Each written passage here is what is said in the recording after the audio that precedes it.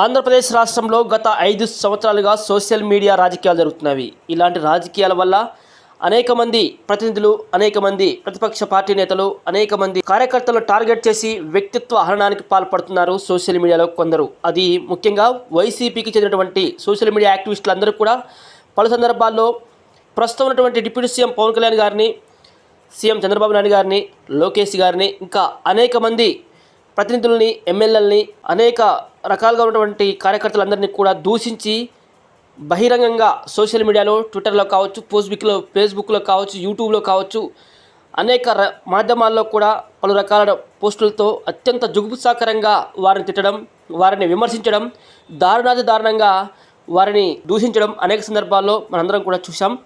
దానికి కారణంగా ఈ మధ్యకాలంలో డిప్యూటీ సీఎం పవన్ కళ్యాణ్ గారు హోమ్ మినిస్టర్ వనిత గారిని ఇంకెన్నాళ్ళు వేచి చూస్తారు, వాళ్ళ పనితీరు చూడండి, వాళ్ళని ఎండగట్టండి, వారిని జైల్లో పెట్టించండి అని చెప్పేసి ఇండైరెక్ట్గా ఒక కార్యక్రమంలో, ఒక సమావేశంలో పవన్ కళ్యాణ్ గారు ఆదేశించారు.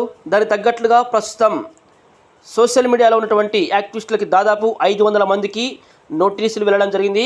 దాంట్లో చాలామందిని జైల్లో వేస్తున్నారు.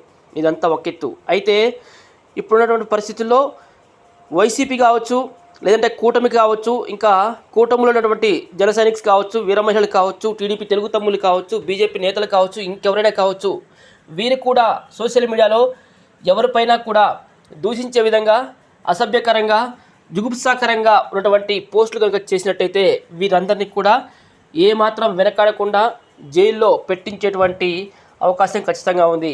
ముఖ్యంగా సోషల్ మీడియా జరిగేటువంటి ఈ పనికిమాలిన నీతి లేని రాజకీయాల వలన ఆంధ్రప్రదేశ్ అభివృద్ధి అనేది భ్రష్టపట్టిపోతుంది. దీనివల్ల యువతకు కానీ, రాష్ట్ర అభివృద్ధి కానీ, దేశ అభివృద్ధి కానీ ఎలాంటి ఉపయోగం ఉండదు.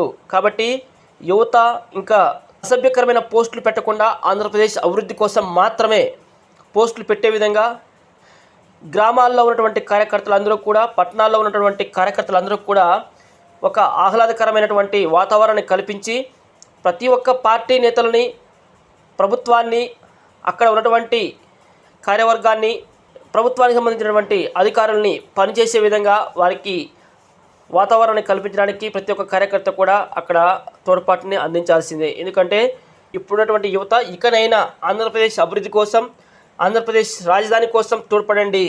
మీ యొక్క రాష్ట్రాన్ని దేశంలోనే అగ్రగామిగా నిలిపేందుకు తోడ్పడండి. ప్రతి ఒక్క యువతకి అనేక రకాలుగా ఉపాధి అందే విధంగా పాటుపడండి. మీరు యూజ్ చేసే సోషల్ మీడియా ప్రతి ఒక్కరికి ఉపయోగపడే విధంగా చేసుకోండి. అంతే తప్ప హేతుకరమైనటువంటివి, ఇలాంటి జుగుప్సాకరమైనటువంటి వీడియోలు కావచ్చు, పోస్టింగ్లు కావచ్చు చేయడం వల్ల మీకు వచ్చేది ఏమీ ఉండదు. చివరికి జైలు పాలు అవ్వడం, చివరికి జైలుకి వెళ్ళడం తప్ప. కాబట్టి ఇవన్నీ గుర్తుంచుకొని ఆంధ్రప్రదేశ్ అభివృద్ధి కోసం తోడ్పడడానికి కోరుకుంటూ జై హింద్, జై భారత్.